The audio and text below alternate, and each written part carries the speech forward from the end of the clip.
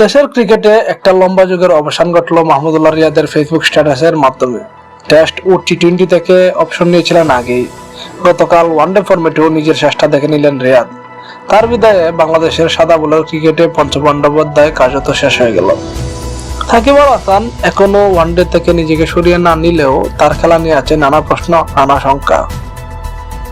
মাশরাফি বিন মর্তুজা, তামিম ইকবাল, মুশফিকুর রহিমরা শুভকামনা জানিয়েছিলেন মাহমুদুল্লাহকে তার অবসর জীবনের জন্য। রাতে তাতে যোগ দিয়েছেন সাকিব আল হাসানও। নিজের সামাজিক যোগাযোগ মাধ্যমে অ্যাকাউন্টে বাংলা ও ইংরেজিতে রিয়াদকে জানিয়েছেন শুভকামনা। স্ট্যাটাসে সাকিব লিখেন, রিয়াদ ভাই, আপনার পাশে খেলা এবং আপনার কাছ থেকে শেখা আমার সৌভাগ্যের। আপনি মাঠে এবং মাঠের বাইরে উভয় ক্ষেত্রেই উদাহরণ স্থাপন করেছেন এবং আপনার রেকর্ডই কথা বলে।